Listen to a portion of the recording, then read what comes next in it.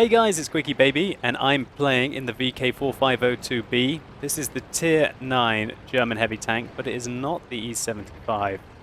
If you're looking for a tank which is as good as the E75, then this isn't the thing for you, in my opinion, and that could be quite controversial.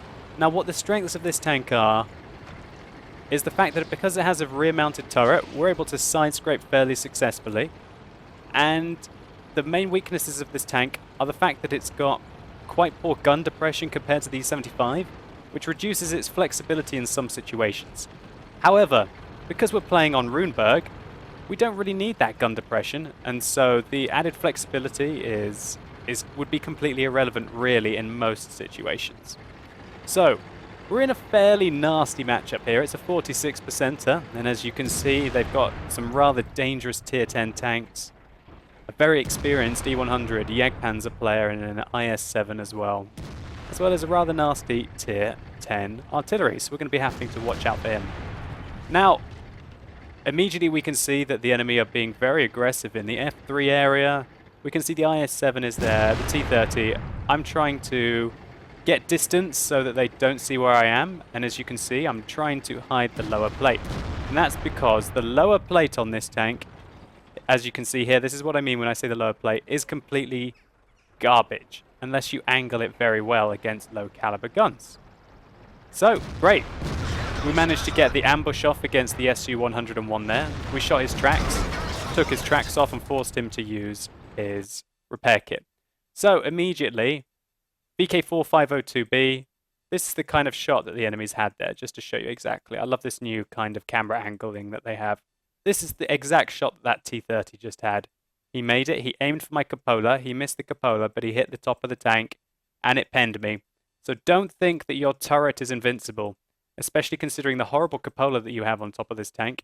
And as we can see, I got wrecked for 709 damage, also killing my commander.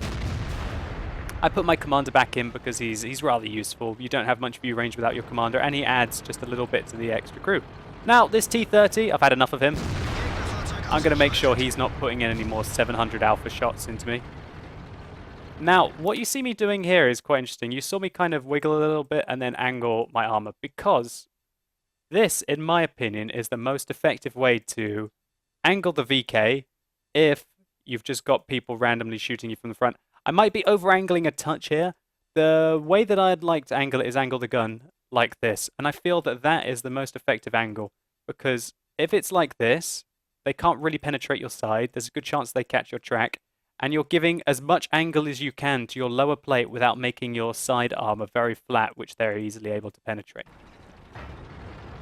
So always think about angling when you're driving these German heavies. If you don't angle in a German heavy, you're basically playing it wrong, and you're going to die very quickly and be nearly useless for your team, because it's really your strong armor that really makes this tank a possible carry tank. So again, you see me finding the angle here and just reversing round.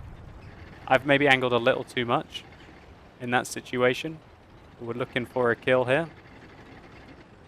So you can see me angling as I side scrape around this corner here. I'm just going to show you from the angle of when you see me side scraping. I think the IS-3 is going to poke. Here we have an IS-7 coming around the corner as well.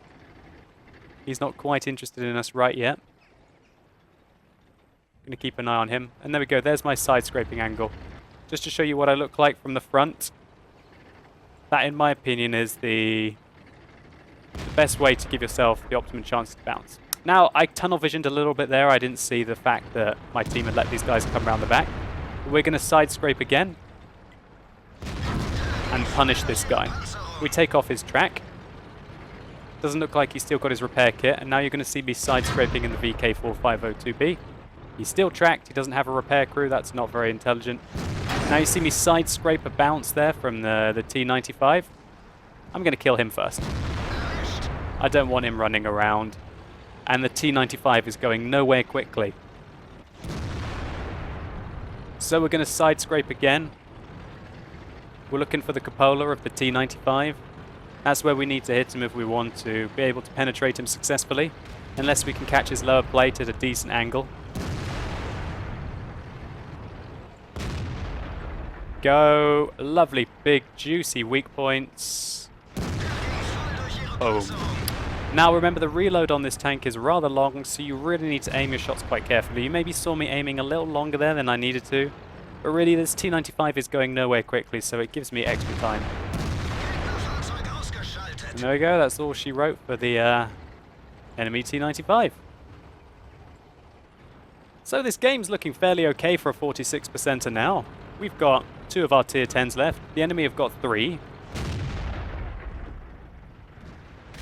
But with this IS-7 approaching me, maybe we can deal with him.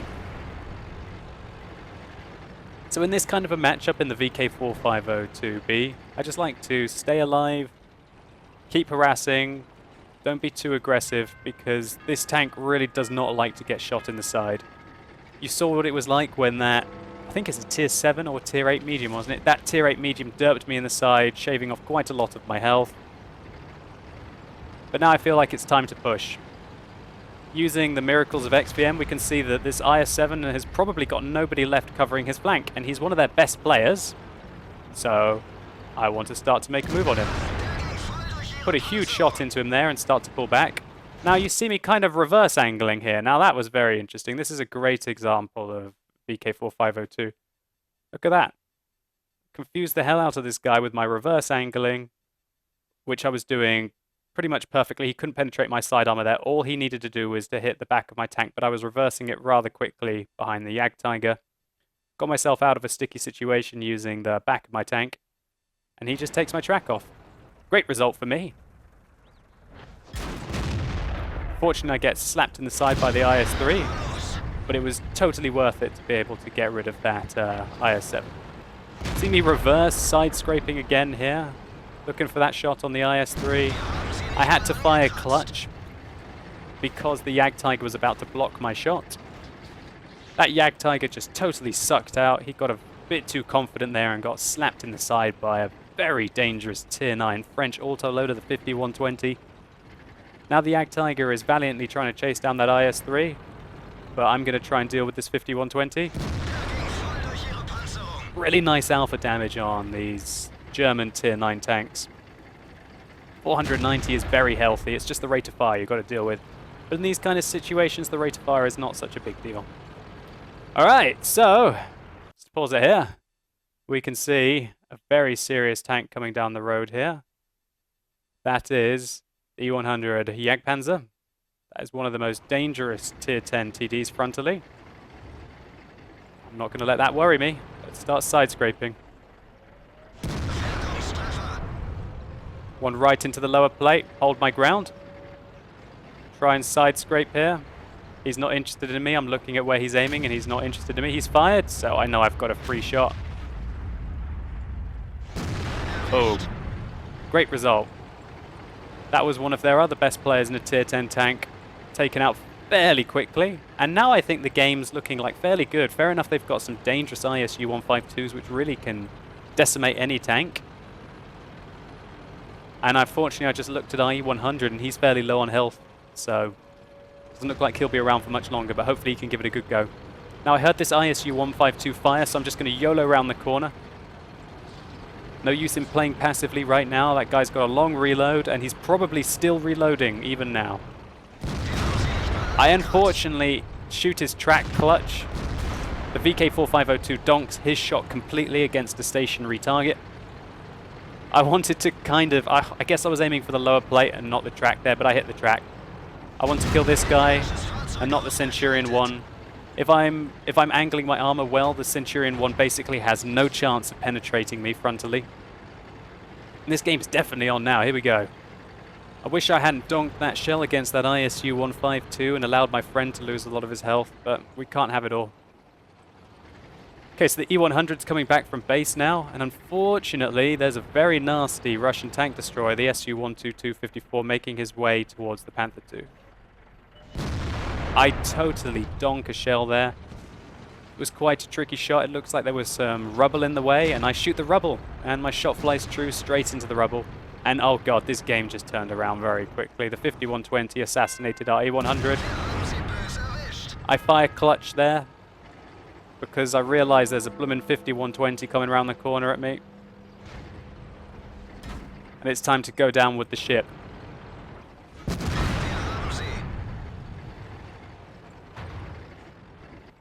Full health ISU 152. Oh dear.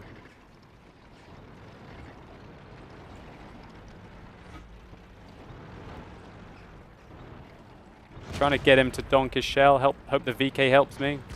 This guy YOLOs because he realizes the gravity of the situation. I tried to get him to miss, but he doesn't. But I am taking you out with me, son.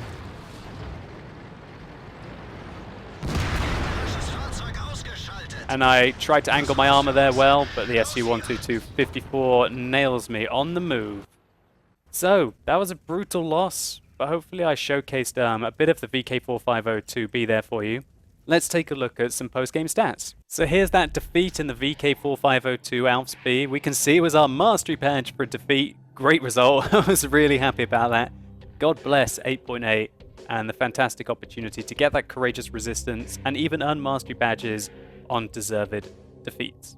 That's why I was really happy to pick up the top gun there against the 5120 Venry. Very, very honorable of him to be able to allow me to pick up that top gun. So we can see we're able to do 5,200 damage there, more than any of my team. Double what 90% of my team were able to get. So we hit 17 out of 18 shots, and of those 17, 16 penetrated, giving us over 5,000 damage. We took 12 hits, of which 6 penetrated, giving us a potential damage received of over 5,000. I gave this game a good go. At one point I tunnel visioned. Maybe I didn't strike hard enough on the map, but I really feel it was more a case of some of the lower members of my team not really pulling their weight. So what do I think of the VK4502P Alps B? I think that on maps like this, it can be used pretty much the same as an E75, and nobody can deny the side scraping of this tank. However, don't be fooled, the turret armor it's alright, but really high caliber guns, generally the ones that you have to side scrape against, can still easily penetrate the top of the tank. I really quite strongly dislike this tank actually. It's not a pleasure to play at all. It's slow, it's lumbering, it's got low DPM, it's got pretty poor side armor unless it gets a miracle matchup, and it feels like it's just a poor E75 in my opinion. I feel like there's no reason why the E75 should get gun depression, whereas this tank doesn't. Obviously from a physical stance you can tell because the fact that the hull armor is so long, so the gun probably couldn't go down that far.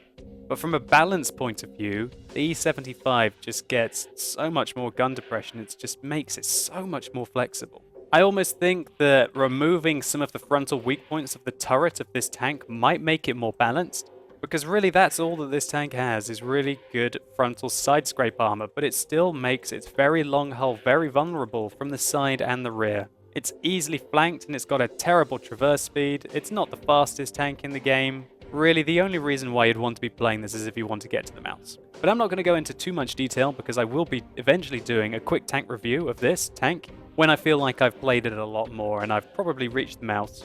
Anyway guys, I hope you've enjoyed this video. If you have, please consider rating it down below. I'd really appreciate it. And tell me what you think of the VK4502P Alps B. Do you think it's as bad as I'm making it out to be and everyone else thinks it is? Is there anyone out there who's crazy enough to think this is superior than, for example, the E75? Let me know. Anyway guys, thank you so much for watching. You've been epic. Hopefully I'll see you soon.